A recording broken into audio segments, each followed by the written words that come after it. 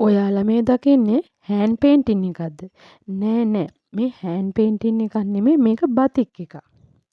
හිතාගන්න පුළුවන්ද මේක බතික් එකක්ද කියලා? අද අපි ඔයාලට කියලා දෙන්න හදන්නේ මෙන්න මේ විදිහට බතික් රෙද්දක් කරගන්නේ කොහොමද කියන එක. දැන් ඔයාලා බලනවා ඇති මේකේ කොහෙද ඉටි ලයින් එකක් තියෙන්නේ කියලා.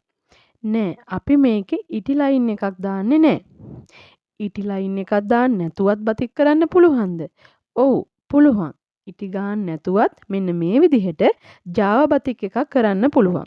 එහෙනම් අපි බලමු එහෙම ජාව බතික් එකක් කරන්න අපිට මොනවද ඕනේ කියලා. ඔයාලට අපි මේ වීඩියෝ මාලාව හරහා ජාව බතික් කරන ක්‍රම 3ක් ගැන කතා කරලා තියෙනවා. නැවත සිහිපත් කිරීමක් විදිහට තමයි අපි මෙන්න මේ ජාව බතික් ක්‍රමය ඔයාලට කතා කරන්න හදන්නේ. ඒ විදිහට අපි කතා කරපු ජාව බතික් ක්‍රම ගැනයි ඊට අමතරව අනිකුත් බතික් ක්‍රම ගැනයි සියලුම තොරතුරු ඇතුළත් කරලා සකස් කරපු පොත්පිංච ගැන අපි හැමදාමත් වීඩියෝ මාලාව තුලින් දැනුවත් කරනවා. ඔයාලට මේ තිරේ දිස්සෙන WhatsApp නම්බර් එකට WhatsApp මැසේජ් එකක් දැම්මොත් ඒ ගැන තොරතුරු මීට වඩා හොඳට දැනගන්න පුළුවන්කම තියෙනවා. එහෙනම් දැන් අපි මේ ජාව බතික් එක කරන්න කොහොමද කියලා පොඩ්ඩක් බලමු. මේ ජාව බතික් ක්‍රියාවලියේදී අපිට අනිත් ජාව බතික් වලදී වගේ ගොඩක් කිමිකල් වර්ග ඕනේ වෙන්නේ නැහැ. මේකෙදි ප්‍රධානම අමුද්‍රව්‍ය විදිහට අපි ගන්නෙ ජාව පේස්ට් එක. මේ ජාව පේස්ට් එක සුදු පාට උකු දියරයක් විදිහට ඔයාලට බලා ගන්න පුළුවන්. මම නම් මුලින්ම මේ ඩිසයින් එකට යයි කියලා අවශ්‍ය වෙයි කියලා හිතෙන ජාව පේස්ට් ප්‍රමාණය මුලින්ම වෙන් කර ගන්නවා. ඊට පස්සේ මේකෙදි මම පොඩ්ඩක් VIP චුට්ටකුත් කලවම් කරලා තමයි මිශ්‍රණය හදාගත්තේ. ඊට පස්සේ අපිට වර්ණ අවශ්‍ය වන විදිහට අර ඩයි පේස්ට් එක අරගෙන ඒ ඩයි පේස්ට් එකට අපිට අදාළ වර්ණ ටික කලවම් කරගෙන වර්ණ මිශ්‍රණය හදාගන්න පුළුවන්. මම මේකෙදි නිර්මාණය කරේ නෙළුම් මල් කීපයක් සහ කොළ කීපයක් හින්දා මම මේකෙදි පාවිච්චි කරපු වර්ණ ගැන ඔයාලට කතා කරන්නම්. නෙළුම් මලේ ගන්න මම රියැක්ටිව් වයලට් ඩයි එක පාවිච්චි කළා. ඊට අමතරව කොළවල ගන්න සහ නටුවල ගන්න yellow 3RT කියන ඩයි එකත් tea blue කියන ඩයි වර්ගයත් මේකෙදි පාවිච්චි කළා. හැබැයි මෙතෙන්දී මම පාවිච්චි කරපු ප්‍රමාණයන් අනුව නටුවට එක වර්ණයකුත් පත්‍රවලට එක වර්ණයකුත් ගන්න පුළුවන්. ඔයාලා දන්නවා රියැක්ටිව් එකේ තියෙන ග්‍රීන් කලර් එකට වඩා අපිට ඩයි වර්ග මික්ස් කරලා හදාගන්න කොළ පාට හරිම ලස්සනට ගන්න පුළුවන් කියලා. ටී බ්ලූ එක yellow 4GL කලවම් කරලත් ලස්සන ඇපල් ග්‍රීන් එකක් හදාගන්න පුළුවන්. ඊට අමතරව මම හැබැයි අද නම් මේ මික්ස් කරලා තියෙන්නේ ටී බ්ලූ එක yellow 3RF. මේ yellow 3RF එකත් මික්ස් කරලා අපිට වෙනස් විදිහේ කොළ පාටවල් හදාගන්න පුළුවන්කම තියෙනවා. එතකොට මම නටුවට පාවිච්චි කළේ වෙනම මිශ්‍රණයක් සහ පත්‍රවලට පාවිච්චි කරලා තියෙන වෙනම මිශ්‍රණයක්. ඔයාලට අවසානයේදී බලා ගන්න පුළුවන් ඒ කොළ පාට වර්ණ දෙකේ වෙනස්කම කොහොමද කියන එක. ඔයාලා වර්ණ මික්ස් කරන විදිහ අනුව ඔයාලට ලස්සන පාටවල් හදාගන්න පුළුවන්කම තියෙනවා.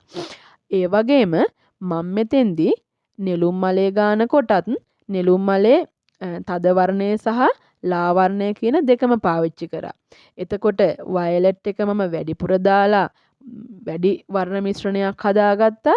ඊට අමතරව පත්‍ර කලර් එක ෂේඩ් කරන්න ඕනේ හින්දා අඩුවෙන් දාලා වයලට් කලර් එක අඩුවෙන් දාලා අඩු වර්ණ මිශ්‍රණයක් හදාගත්තා. ඒකට ඒකෙන් අපිට අවසානයේ ලස්සන කලර් මික්ස් එකක් සහිත ඩිසයින් එකක් එළියට ගන්න පුළුවන්කම තියෙනවා.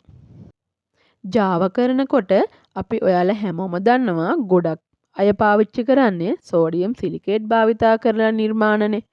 හැබැයි ඒකෙදි ගොඩක් අයට එන ගැටලුවක් තමයි මේ සෝඩියම් සිලිකේට් එක පිපෙන්න ගන්නවා කියන එක. නමුත් මෙන්න මේ විදිහට ජාව නිර්මාණය කරපුවාම ඒ සෝඩියම් සිලිකේට් එක වගේ පිපෙන ගතියක් ඔයාලට පෙන්වන්නේ නැහැ. ඒ වගේම සෝඩියම් සිලිකේට් පාවිච්චි කරන්නේ නැතුව නිර්මාණය කරන්න පුළුවන් තවත් Java බතික්‍රමයක් ගැනත් මීට කලින් වීඩියෝ මාලාවලදී ඔයාලට අපි කතා කරලා තියෙනවා. ඒ ගැන තොරතුරු අවශ්‍යයි නම් ඔයාලට අපගේ වීඩියෝ මාලාව නැවත නැවත බලා ගන්න පුළුවන්. මම ආයෙත් මතක් කරන්නම් මේ වීඩියෝ මාලාවත් එක්ක එකතු වෙලා ඉන්න ඔයාලා හැමෝටම ඔයාලගේ බතික් දැනුම වර්ධනය කරගන්න අපි බතික් වල සම්පූර්ණ තියරි කොටස් ඇතුළත් කරලා නිර්මාණය කරන ලද පොතක් තියෙනවා. මේ පොත ඔයාලට ගන්න පුළුවන් මේ තිරයේ දිස්වෙන WhatsApp දුරකථන අංකයට පණිවිඩයක් ලබා දීම මගින්. ඔයාලට අවශ්‍ය තියරි කොටස් ටික ඒ පොත මගින් බලා ගන්න පුළුවන්. ඊට අමතරව ඔයාලට අවශ්‍ය ප්‍රායෝගික දැනුම අපගේ මේ වීඩියෝ මාලාව ඔස්සේ බලා ගන්න පුළුවන්. වීඩියෝ මාලාව බලන්න නැති අය ඉන්නවා නම් පටන් ගත්තේ අද නම් බලන්න. අපේ සුකී ක්‍රියේෂන් වීඩියෝ මාලාවත් එක්ක එකතු වෙලා දිගටම වීඩියෝ ටික නරඹන්න. ඒකෙන් ඔයාලට ඔයාලා නොදන්න බතික් කරුණු ගැන සහ බතික් දැනුම ගැන හොඳ අවබෝධයක් ලබා ගන්න පුළුවන්කම තියෙනවා. මේ Java නිර්මාණයේ නෙළුම් පත්‍රවලට කොළ පාට දානකොට මම yellow 3RF කලර් එක පොඩ්ඩක් අඩු කරලා tea blue කලර් එක පොඩ්ඩක් වැඩි කරලා ගත්තා. ඊට පස්සේ නටුවට කොළ පාට දානකොට yellow 3RF එක වැඩි කරලා tea blue එක පොඩ්ඩක් අඩු කරලා ගත්තා. ඒකයි ඔයාලට මේ කලර් දෙක පොඩ්ඩක් වෙනස් කියලා නැත්නම් කොළ පාටවල් දෙක වෙනස් විදිහට බලා ගන්න පුළුවන් වෙන්නේ. සමානව දාපුවාම තවත් මීට වඩා වෙනස් කලර් එකක් මේ ඔයාලට හොයාගන්න පුළුවන්කම තියෙනවා. ඒක ඔයාලගේ අත්හදා බැලීම් අනුව තමයි ඉතින් කරන්න වෙන්නේ. දැන් මම ඔයාලට මුලින්ම කිව්වනේ මේ Java බතික් නිර්මාණය කරනකොට ඉටි ඕනේ වෙන්නේ නැහැ කියලා. එතකොට ඔයාලා බලයි මේ Java paste එක රෙද්ද පුරා පැතිරෙන්නේ නැද්ද කියලා. නෑ. එහෙම පැතිරීමක් සිද්ධ වෙන්නේ නැහැ. ඔයාලට ෆැබ්‍රික් එකෙන් හෑන්ඩ් පේන්ට් කරනවා වගේම ලස්සනට ඒ වගේම පිළිවෙලට මේ Java paste එක හරහාත් ලස්සනට බතික් නිර්මාණය කරන්න පුළුවන්.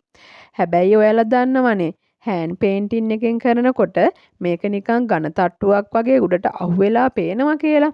නමුත් මේ Java බතික් නිර්මාණය ඔයාලා බලන්න ඒක රෙද්දත් එක්කම සම්බන්ධ වෙලා තියෙන හින්දා අපිට මේක හෑන්ඩ් පේන්ටින් එකකට වඩා ලොකු ක්වොලිටි එකකින් එළියට දාන්න පුළුවන්කමක් තියෙනවා.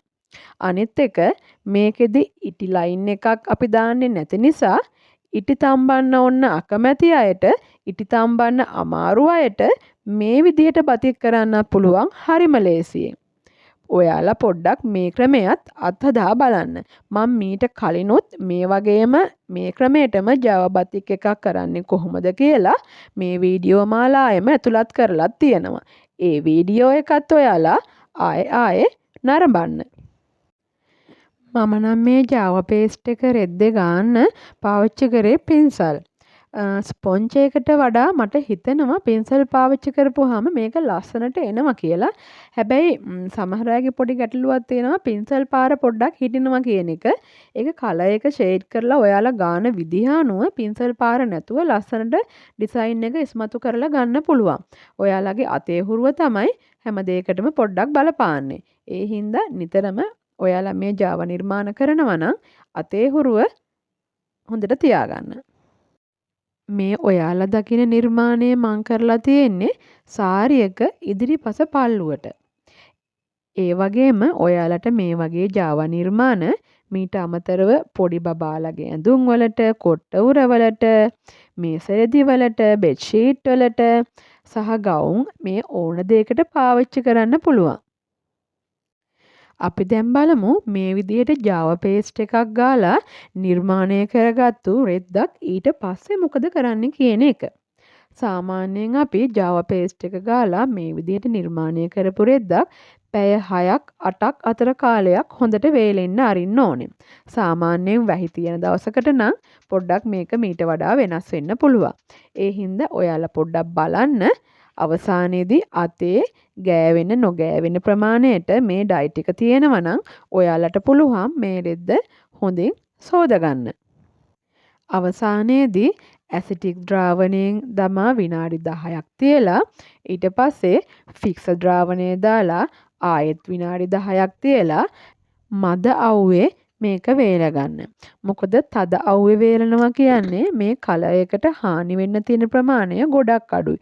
ඕනම බතික් රෙද්දක් Java විතරක් නෙමේ ඕනම බතික් කරපු රෙද්දක් වේලනකොට සාමාන්‍ය මද අවුවේ වේලනවා නම් ඒක ඒ රෙද්දේ ගුණාත්මය ඉහළට ලංව ගන්න හොඳ ක්‍රමයක්.